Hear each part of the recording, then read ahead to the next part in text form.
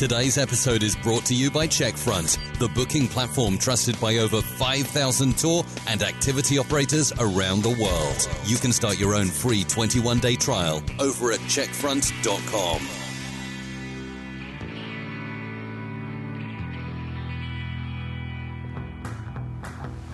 Welcome to the Tourpreneur Podcast. Travel industry veteran Shane Whaley will take you on a journey with fellow tourpreneurs, sharing their tips, ideas, insights, and success stories to inspire you to make your tour business the best it can be. And now, here is your host, Shane Whaley. Hello and welcome to episode 103 of the Tourpreneur Podcast. Today we have a first on the show. We're going to speak to a ticketeer. Do you know what a ticketeer is? It's a cool name.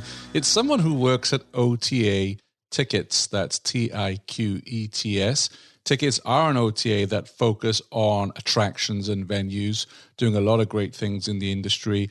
And we're going to talk today with Jaume Vidal. And Jaume Vidal is the regional manager for Spain and Italy. And I was curious to know how attractions and venues are opening up in those regions. What are they doing to reassure nervous travelers? Because whilst I know most of us are working in activities and experiences in tours, I know we also have a lot of attractions that listen to the show, but I think we can learn from each other. It's the same thing on the daily brief that I send out. Very often I will send out a story about how a hotel is dealing with reassuring nervous travelers, or what they're doing with Facebook ads or Instagram stories, because I think it's really important that we learn from other verticals within our industry. So you'll enjoy today's conversation. We talk about the reopening. We talk about reassuring. I also take the opportunity to ask Jaume about what life is like working at Tiqets. All the show notes for today, links, etc., can be found at tourpreneur.com/103. And welcome on to the Tourpreneur Podcast, Jaume Vidal. He is the regional manager for Spain and Portugal at OTA Tiqets. ¿Cómo estás or cómo estás? What's your preferred language? Estoy muy bien, Shane. Thank you. I'm really fine. I'm doing well. Thank you. Brilliant. Well, I want to congratulate you. You'll believe it or not, we're, as I said, 103 episodes in, and I believe you're the first person from Tiqets to come on the show. I'm the first ticketeer at Tourpreneur? Yes, first ticketeer. That's nice. That's an honor. And I want to get into a little bit about life as a ticketeer in a moment. But first of all, I really want to ask you, for anyone out there listening to the show, and bearing in mind we have listeners in over 110 countries in tours, activities, attractions, and experiences, tell us a little bit about who Tiqets are and what you do. Well, Tiqets is the place where you can find tickets for all the great cultural places in the world, all the cultural treasures, as we call them. So whenever you look for a ticket for a museum, for a monument, for a cultural attraction, you can find it in Tiqets, of course. Our motto is to offer more ways to culture. So that doesn't only mean entering a museum, but especially during the COVID pandemic, that motto has been very relevant, because we couldn't go ourselves to the museums, but still we've managed to make culture more accessible and to bring people more ways to culture by organizing, for instance, our last Tiqets Culture Festival, in which we have great live performances and tours with great partners like Casa Batlló or the ABBA Museum. I've heard Luke Elzinga, your former CEO, now president, your founder, I guess, tell the story about Tiqets and how it came about when he was in a line, I think, with his family. Maybe it was in Spain, if memory serves me right. And he was thinking, why are we lining up here? Why can't I buy these tickets online? Yeah, exactly. Sometimes it's such a hassle to buy a ticket for a museum, when actually it should be something really, really quick and fast. So that's what Tiqets was all about at the beginning. When we say culture more accessible, this can be done in different ways, either by offering the best rate, by offering a seamless booking system, or by showing you hidden gems or treasures that you wouldn't have found otherwise. So I'm curious to know, you cover Spain and Portugal for Tiqets, very important region in Europe. What's the latest situation there with regards to COVID and opening up the markets? Well, the two countries have been in quite a different scenario. As you know, Spain was one of the world's worst hit countries, and Portugal was one of the less. hit countries by the pandemic. So the reopening time the official reopening time was more or less simultaneous, but it was faster in Portugal because they had controlled COVID pandemic pretty well. So venues started reopening quite fast. In Spain, it's been a slower process. Museums and monuments have been allowed to start reopening their doors since May 18. However, at this point, there are key venues in Barcelona that are still closed, almost 2 months after the official reopening date. Because, of course, due to the lack of international visitors, they cannot guarantee that they can make it through an opening. Why do you think Portugal fared better during COVID than Spain? I think they had a bit more time to see it coming, and probably they took action fast. No one can deny that. I mean, they closed their doors when they hadn't even reached the 100 cases. Right. But the situation in Spain was quite similar to Italy. We had a widespread of the pandemic. It caught us kind of off guard. Italy at the beginning, I think, looked like an exception in Europe, and then Spain came right afterwards. And I think that's when most countries said, okay, this is serious. We need to close also in Europe because this is not an Asian thing. Yeah, absolutely. So in terms of some of the major attractions and venues in Spain and Portugal, what do you see them doing in terms of reopening? What are they doing to reassure nervous travelers? Because we're all nervous right now, especially with an attraction, right? When you think about if you're going to go out kayaking or rafting, you're outdoors, but to go into an actual building, what are they doing right now in terms of reopening to reassure travelers that they've taken a lot of the steps to sanitize the place, etc.? So for venues now, communications is key, and we're seeing some great examples of communications. So do you know Casa Batlló, one of the buildings by Antoni Gaudí here in Barcelona? Yes. So they created this video with astounding safety measures, and really the place looks like the NASA. The security measures they implemented are just fantastic. And for instance, this particular venue has the ability to turn obstacles into cool things that you actually want to see. So a year ago, more or less, they had to remodel their facade. And they had a scaffolding for lots of months, which is something that pisses you off. You don't want a scaffolding when you go and see a monument. But they turned it into something that you could explore, that you could get onto, that allowed you to get different views of the house and the city. That was pretty cool. And they've done the same now with a great video about their security measures. So you actually say, I want to see this in place. And then you go. But so in general, all venues are even over-communicating the security measures they are adapting. So launching videos with people visiting the venue, with less people, with their masks on, with the gels, with everything they have in place. And of course, also they are doing a lot of special promotions for residents, both in the city, in the country. We had a very successful case in Lisbon with the Oceanario, which is one of the most important aquariums in the world. They declared, for instance, June Children's Month.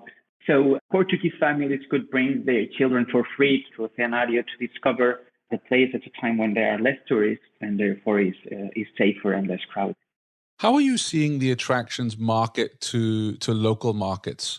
It's kind of difficult. Sometimes locals don't feel the urge to visit the attractions because they are always in the city.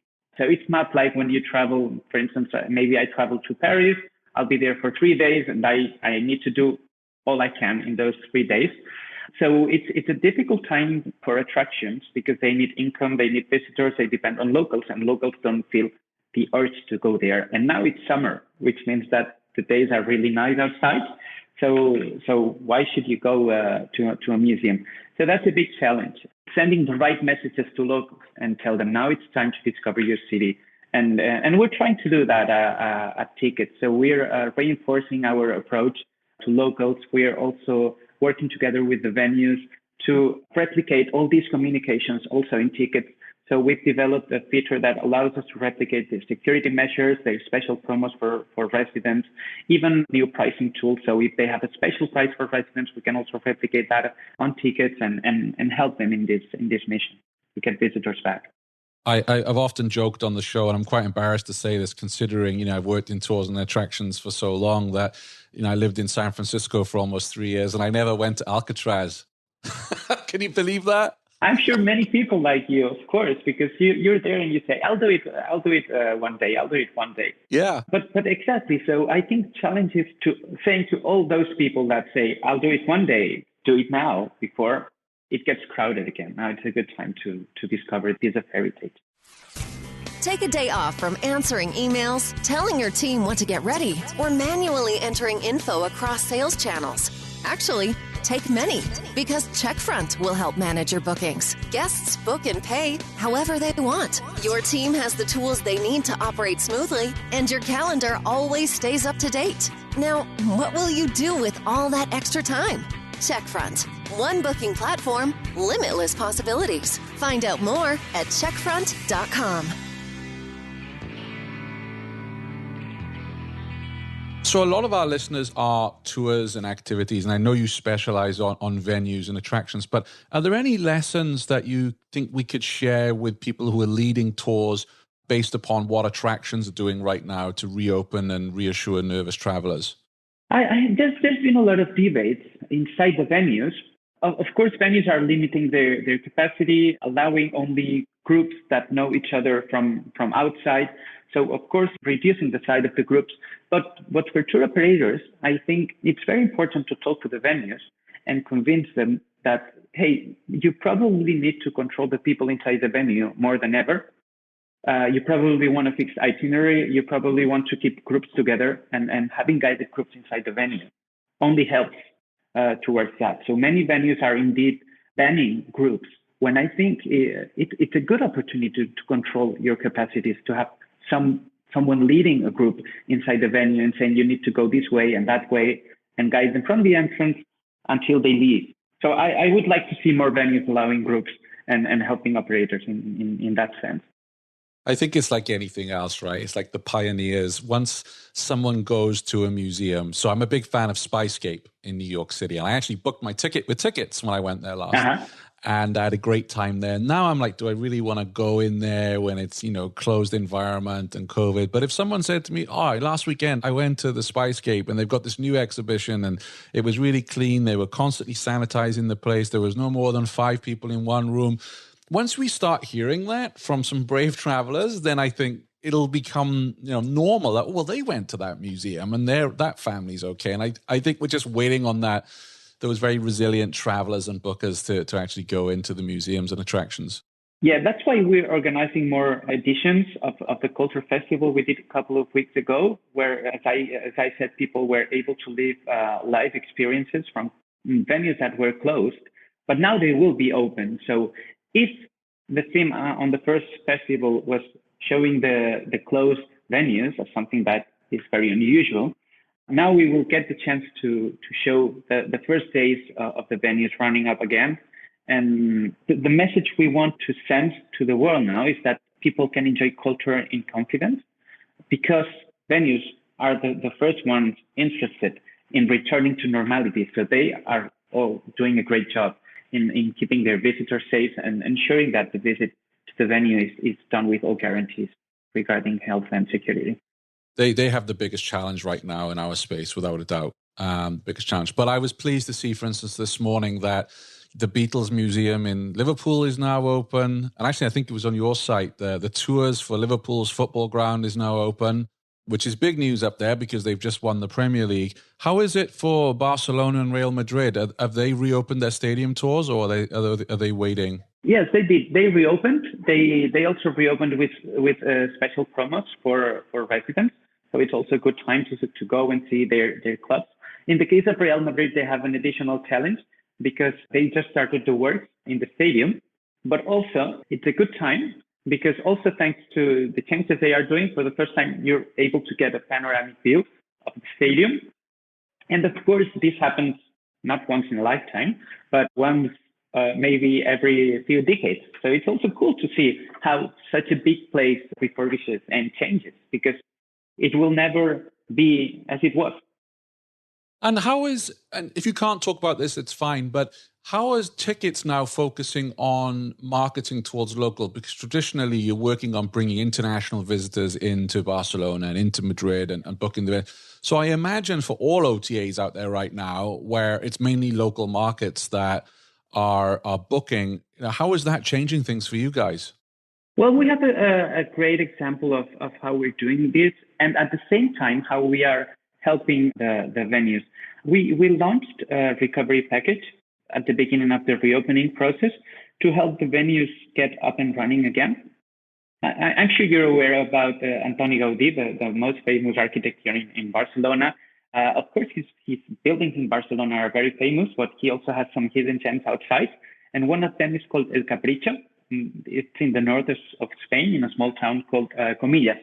So, for instance, this venue didn't have an online booking system in place. So we allowed them to borrow our booking engine. Yeah, so it's basically a smart checkout that we implemented in 2 days. So usually implementing an online booking system takes weeks because you need to adapt systems, etc. So thanks to our technology, they were up and running in 2 days. For the first time, they are able to accept online booking. They can manage their capacity, so they can know how many people will go to their doors.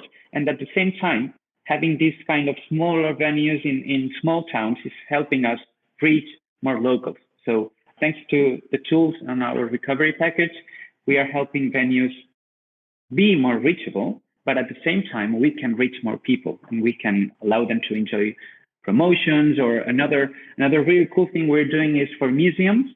We not only sell tickets, but we explain what temporary exhibitions are happening inside the museum. So we periodically change the temporary expos because those are the most interesting for the locals. In the end, if you live in a city, maybe if the museum doesn't change the content, you'll go there once. But if they have cool temporary exhibitions, they will go once every 3 months or every 4 months. So we actively communicate those temporary happenings to the locals. Yeah, something I haven't really thought about, because of course tours tend to be quite static. They change with seasons, but museums are changing up their exhibitions. And, especially for repeat visitors, or if I'm on business in New York, I always try and go to an attraction or a venue. So I can see the advantage of that. I wanted to ask you right now, so Tiqets, how many employees do you have worldwide? It's hard to keep track, but I think it's around 200 because Tiqets has been growing a lot in the last year. So changes continuously, but I think it's about 200. Great. And for people who are listening, we get a lot of people listening to the shows who want to work for an OTA as well. What's life really like as a ticketeer? Like, how long have you been at Tiqets? I've been at Tiqets for 1.5 years. Before Tiqets, I used to work for the Barcelona Tourism Board. Okay. So what's it like being on the other side of the fence now? It's been a big change. So Barcelona Tourism Board is an institution. Still, for being an institution, it's quite dynamic, but moving to Tiqets was a big change. Tiqets is a roller coaster. One day you're doing lots of things, maybe the next day is quieter, but there's always something new going on. What I love is that we are really trusted and we can do our own plans. Like, we do hold responsibility for the region, and that's what I love most. So it's a very dynamic environment. It's really cool. Yeah, and I know you actually, believe it or not, have some opportunities available, employee opportunities, and people can find that over at tiqets.com, tiqets.com. So you're regional manager for Spain and Portugal. How many are in your team? 4. We're 4. 4. Yeah. And what's it like managing? So I guess you're managing remotely? You're all working from home? No. Now for a month almost, we've been back at the office, 2 of us. Okay. Because another colleague lives outside the city and she has an hour train ride every day and she prefers to avoid that for now.